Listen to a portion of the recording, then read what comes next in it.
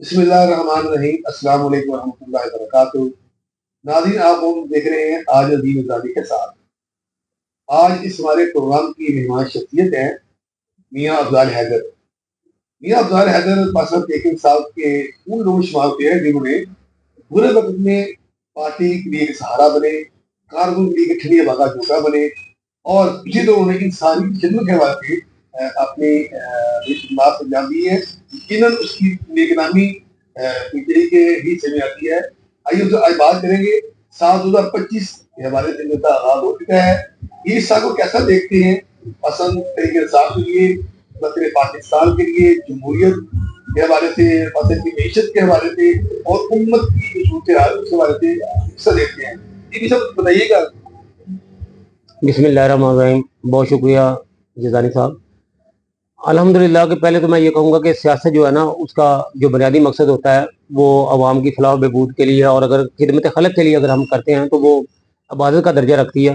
تو اسی حوالے سے ہمارا ساتھ بھی جو ہے وہ دیانتدار لوگوں کے ساتھ ہے، اور الحمدللہ میں بانی پاکستان تحریک انصاف عمران خان ہمارے جو قائد ہیں، دلوں کے وزیر اعظم ہیں، میں اسی وجہ سے ان کا ساتھی ہوں، اور اچھے کام جو انہوں نے اپنے ملک کے لیے جو محب وطن ہے، تو اسی لیے ہم ان کے ایک سپاہی کا کردار ادا کر رہے ہیں۔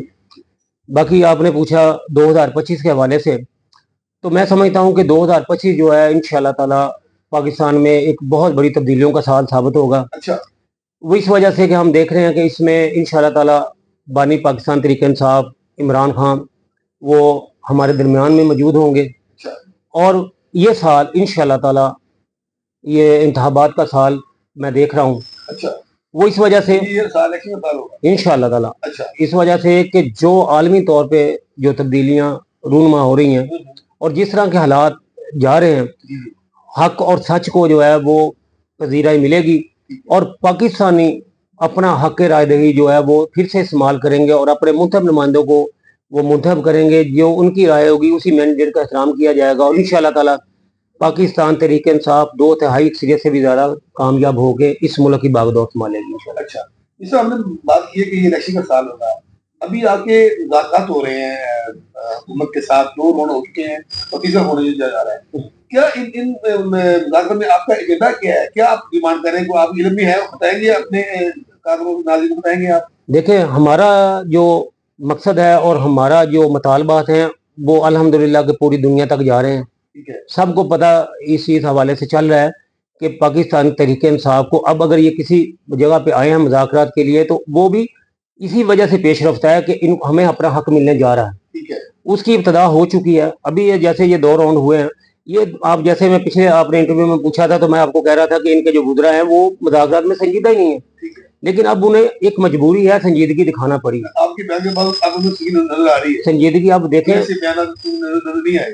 اصل میں وہ کبھی بھی وہ نہیں چاہیں گے، کیونکہ جس شور دروازے سے وہ آئے ہیں وہ مذاکرات کا رستہ وہ اختیار کرنا ہی نہیں چاہتے تھے۔ ہم نے مذاکرات کا اسی وجہ سے رستہ انتخاب کیا کہ تاکہ پاکستان تحریک انصاف کی جو سچائی ہے، جو اس کی حقیقت ہے، جو اس کا مینڈیٹ ہے، جو ان کے ساتھ جو ظلم و جبر ہے، اور جس طریقے سے عوام کے ساتھ ظلم و جبر ہے، کہ ان کے منتخب نمائندوں کو، ان کے منتخب وزیر اعظم کو جس طریقے سے سائڈ لائن پہ کیا گیا، اب عوام ساری دنیا تک اس حقیقت کا ان مذاکرات کی وجہ سے علم ہو رہا ہے، اور ہم اپنا وہی جو اصل ہمارا جو نظریہ ہے،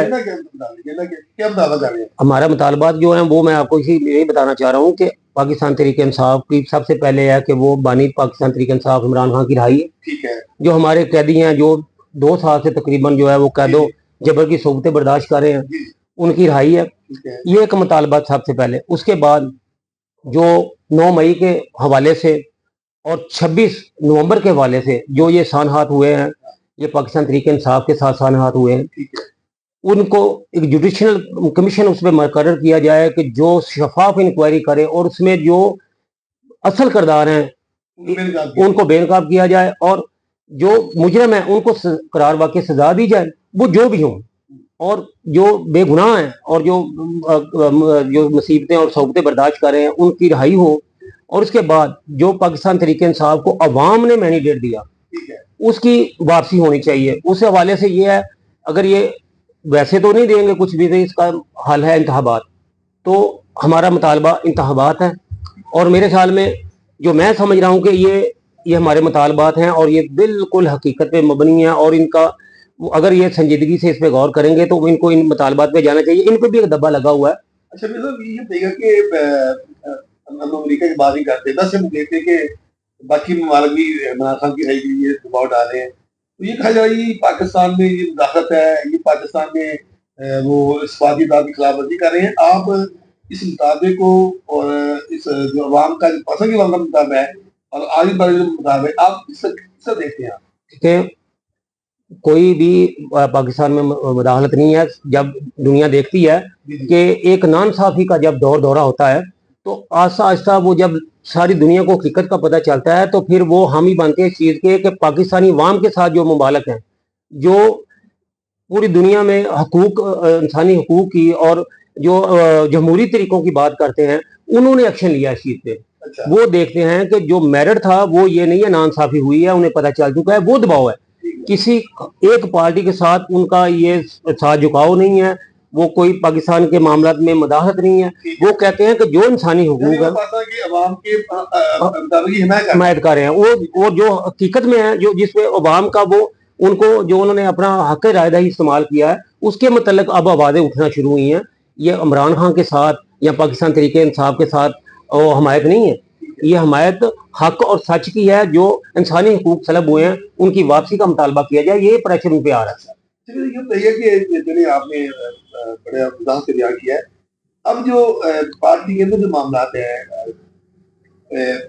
क्यादत का मामला आ रहा है, कोई कहता जी मिश्रा और बीबी और हनीमून के खिलाफ आते हैं, कोई कहता जी मिश्रा के खिलाफ आते हैं, क्या इससे पार्टी के काबू में तज़ब्बुर भी पाया जा रहा या भी